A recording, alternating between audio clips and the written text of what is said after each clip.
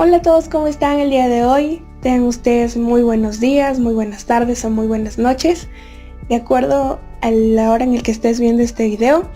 El día de hoy vamos a tratar acerca del marco conceptual para la información financiera o el marco conceptual de las NIF. En primer lugar, quiero empezar diciendo que el marco conceptual no es una norma internacional de contabilidad y por lo tanto no define las reglas de medición para la información financiera.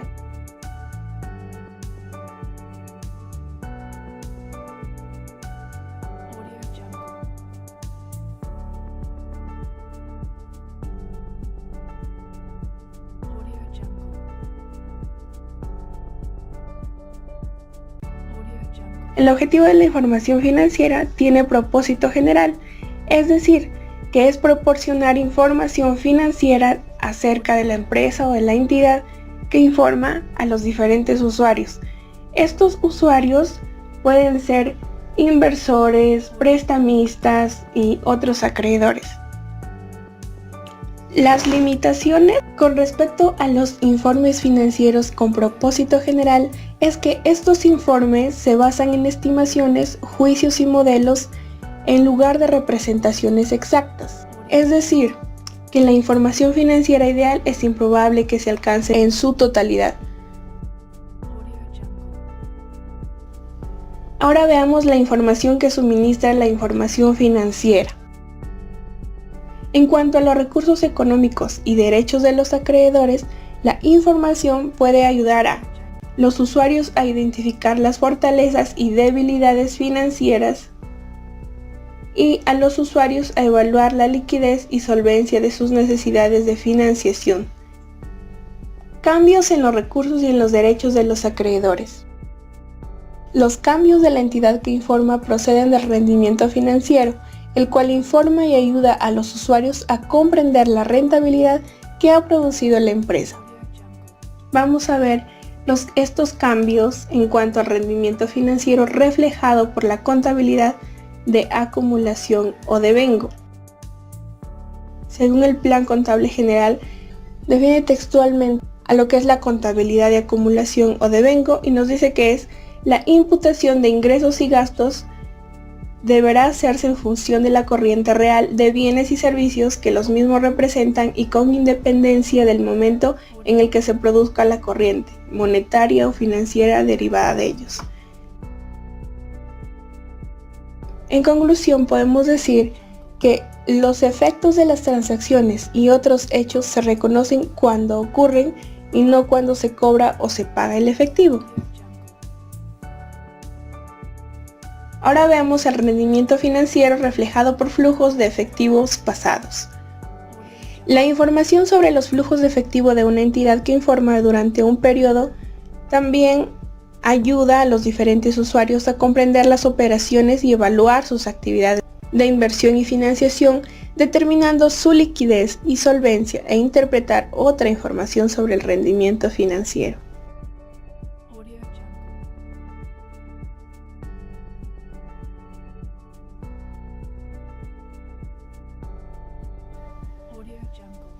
Las características cualitativas de la información financiera útil. Primero vamos a ver las características fundamentales.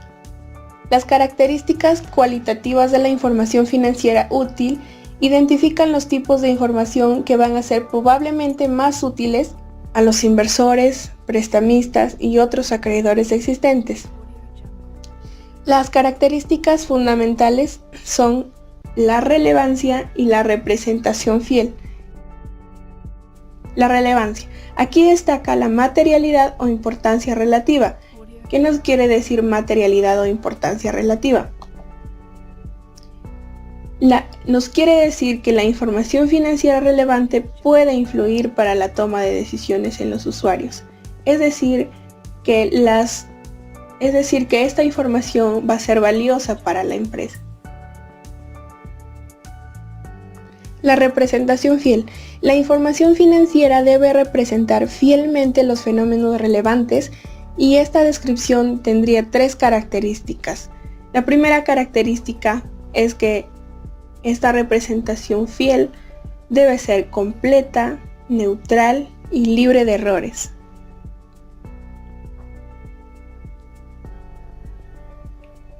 Las características cualitativas que mejoran la utilidad. Tenemos 4 características cualitativas que mejoran la utilidad. La primera característica es la comparabilidad. La comparabilidad permite a los usuarios identificar y comprender similitudes y diferencias entre partidas. Por ejemplo,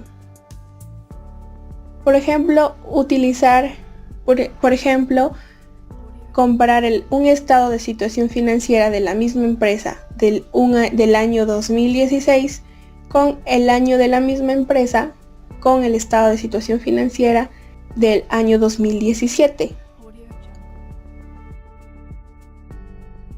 En este caso podemos ver que la información se compara en ambos años y esto es útil para tomar decisiones en la empresa.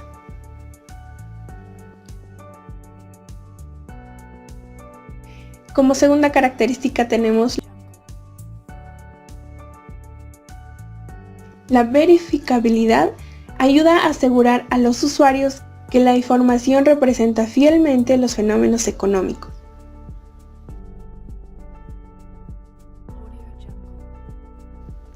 La comprensibilidad. La comprensibilidad como característica nos quiere decir que la información debe tener una buena clasificación, caracterización y una presentación clara. Si cumple con estos requisitos, entonces la información será muy comprensible. La oportunidad. Oportunidad significa tener información disponible a tiempo. ¿Por qué a tiempo? Para que sea capaz de influir en las decisiones de la empresa.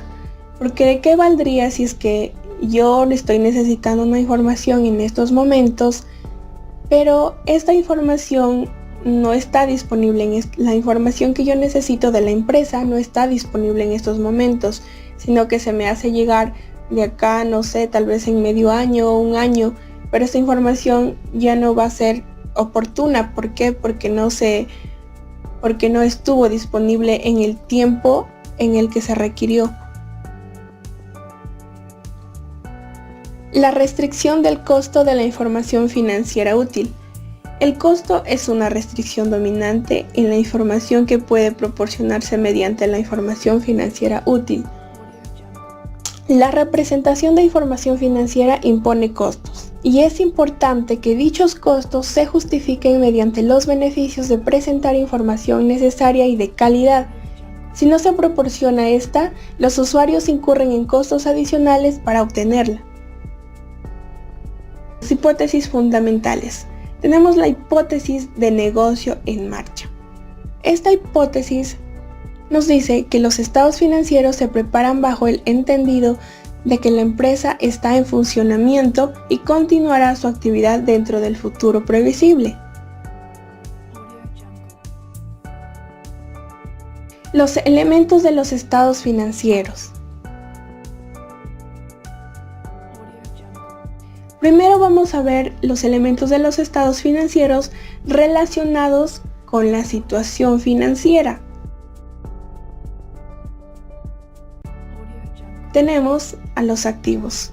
Los activos son recursos controlados, es el resultado de sucesos pasados y generan beneficios económicos futuros.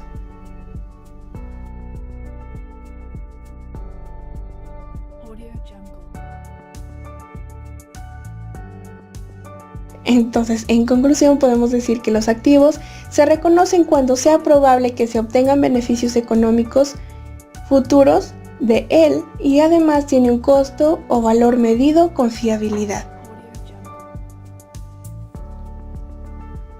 Los pasivos.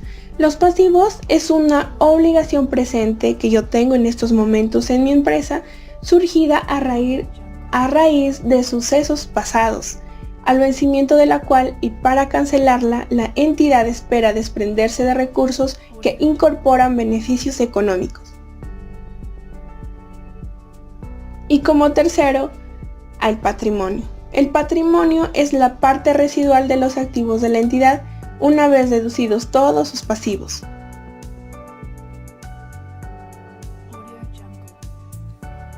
Ahora veamos el rendimiento. El rendimiento. La cifra del resultado es a menudo usada como una medida del rendimiento en la actividad de la entidad, o bien es la base de otras evaluaciones. Los elementos relacionados directamente con la medida de la ganancia son los ingresos y los gastos. Los ingresos son incrementos en los beneficios económicos producidos a lo largo del periodo contable en forma de entradas o incrementos de valor de los activos o como decrementos de los pasivos.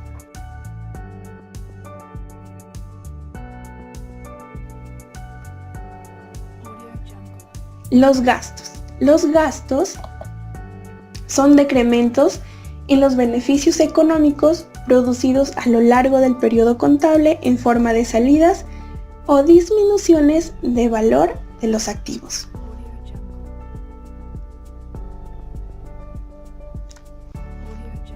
El reconocimiento de los elementos de los estados financieros.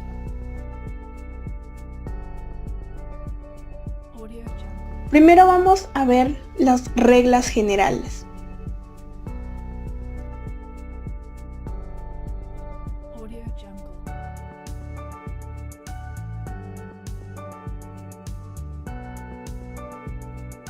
Como primera regla general tenemos a la probabilidad de obtener beneficios económicos, que se relaciona con el grado de incertidumbre. Es decir, que la probabilidad se refiere al grado de incertidumbre con que los beneficios llegarán o saldrán de la entidad. Como segunda regla general tenemos a la fiabilidad de la medición.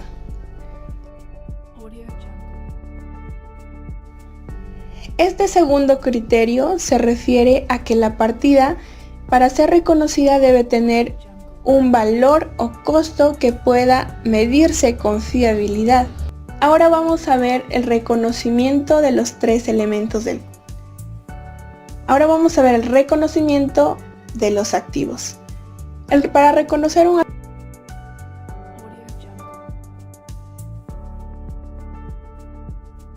voy a reconocer a un activo si cumple con la primera, generación de beneficios económicos futuros y que su costo o su valor de dicho activo es medible. El reconocimiento de los pasivos. ¿Cómo reconozco un pasivo? Yo voy a reconocer un pasivo siempre y cuando es probable que la liquidación de una obligación presente se derive de la salida de recursos que lleven incorporados beneficios económicos. El reconocimiento de ingresos. Los ingresos, como sabemos, se reconocen en el estado de resultado, cuando se ha producido un incremento en los beneficios económicos. Estos beneficios económicos futuros están relacionados a un incremento neto de activos derivados de una venta de bienes y servicios o un decremento en los pasivos resultante de la renuncia al derecho de cobro por parte del acreedor. El reconocimiento de los gastos. ¿Cómo voy a reconocer un gasto?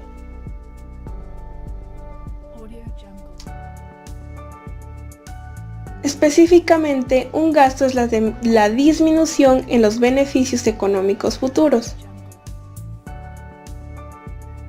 relacionados con 1. Un decremento de un activo.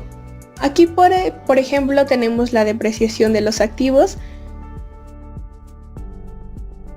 que se va dando en cuanto al paso del tiempo.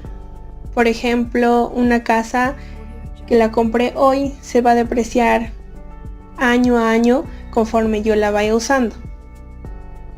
Eso es el decremento de un activo y eso sería un gasto. Un gasto también puede ser un incremento de un pasivo, es decir, el devengamiento de un servicio recibido. Por ejemplo, el servicio de luz, el servicio de agua y muchos servicios públicos que existen, ¿no? Ahora veamos la medición de los elementos de los estados financieros. En primer lugar, la medición es el proceso de determinación de los importes monetarios por los que se reconocen y llevan contablemente los elementos de los estados financieros. A continuación vamos a ver las bases o métodos para las bases de medición. Primero tenemos al costo histórico. El costo histórico no es nada más ni nada menos que el costo de adquisición, es decir, que los activos se registran por el importe de efectivo y otras partidas pagadas o por el valor razonable de la contrapartida entregada a cambio en el momento de la adquisición, en el momento de la compra. El costo corriente.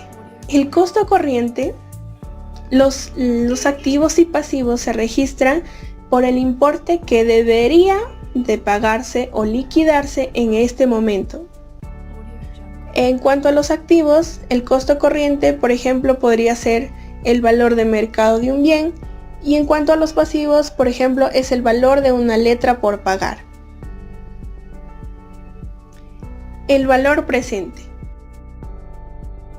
El valor presente es aquel que se descuenta las entradas netas de efectivo que se espera que genere la partida en el curso normal de la operación. En cuanto a los activos pasivos, se descuentan las salidas netas de efectivo que se espera que necesite para pagar una deuda. Y por último, el valor realizable, o también llamado de liquidación. El valor realizable es un valor que se obtendría por esa empresa en el caso de que ésta cesase su actividad, vendiese sus activos, saldase sus deudas y repartiese el dinero entre sus accionistas. Esto es el valor realizable o el valor de liquidación.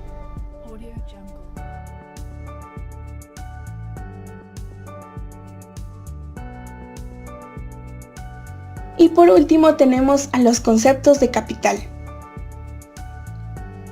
En primer lugar, capital es sinónimo de activos netos o patrimonio de la entidad. Con esto podemos decir que dos conceptos en cuanto al capital. El primero es el capital financiero, y este capital es nada más ni nada menos que el dinero aportado por la entidad. Y el capital físico, este capital físico está dado en función a la capacidad operativa, es decir, a las unidades producidas, a las unidades que va a producir la empresa. Muchas gracias por ver este video y espero que haya sido de mucha utilidad para ti.